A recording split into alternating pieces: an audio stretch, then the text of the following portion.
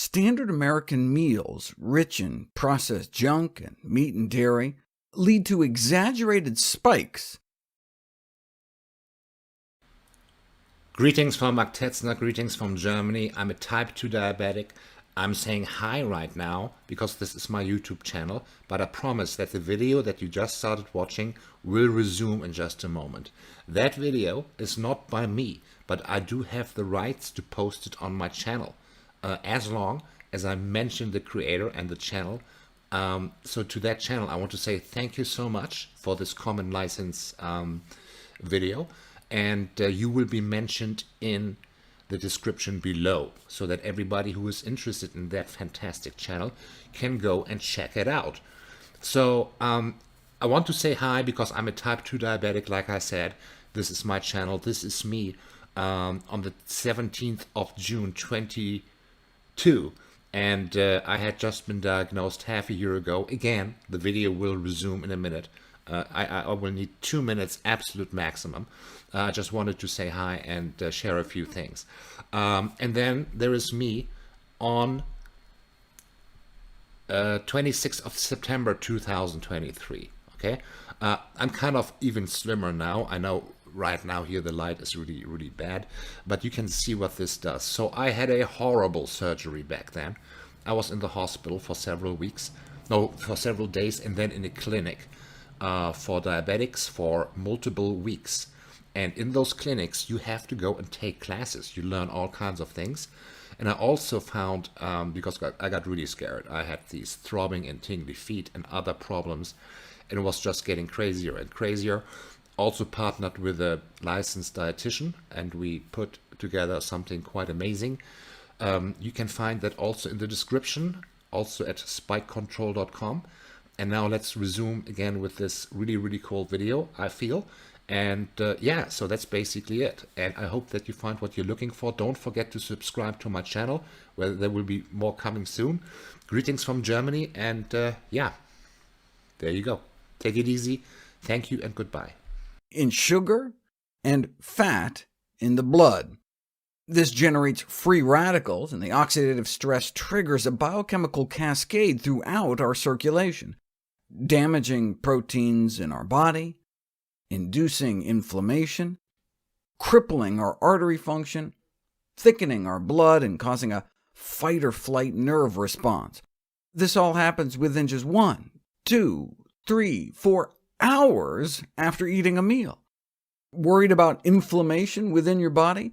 Well, one lousy breakfast could double your C-reactive protein levels before it's even lunchtime.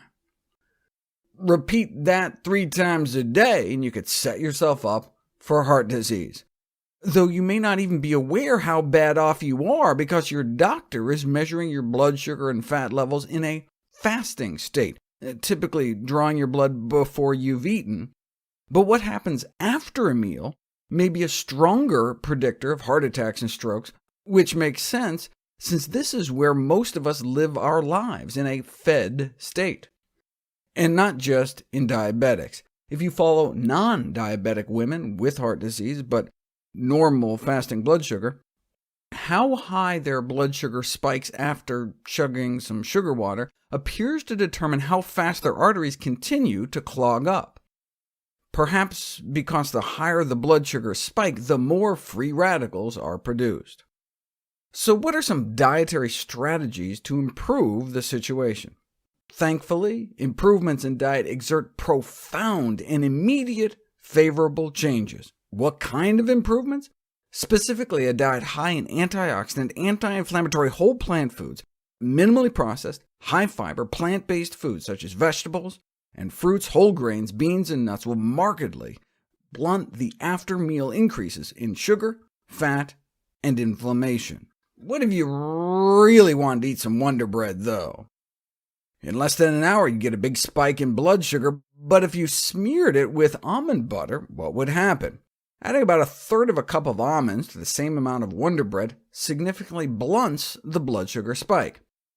But wait, wouldn't any low-carb food help? I mean, why add almond butter when you can make a bologna sandwich? Well, first of all, plant-based foods have the antioxidants to wipe out any excess free radicals.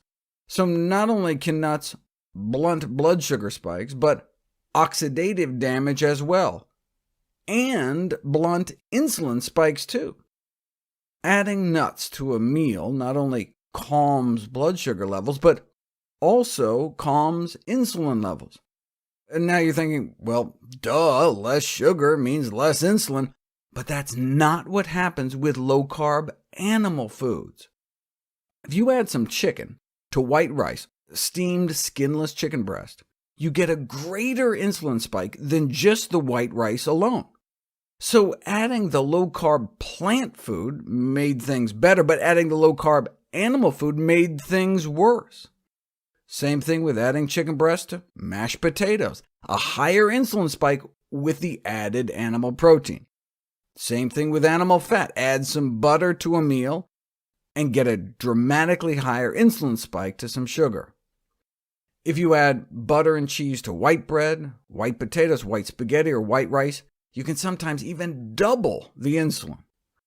Whereas if you add a half an avocado to a meal, instead of worsening, the insulin response improves, as it does with the main whole plant food source of fat, nuts. What if instead of nut butter on your Wonder Bread, you used an all-fruit strawberry jam? We'll find out next.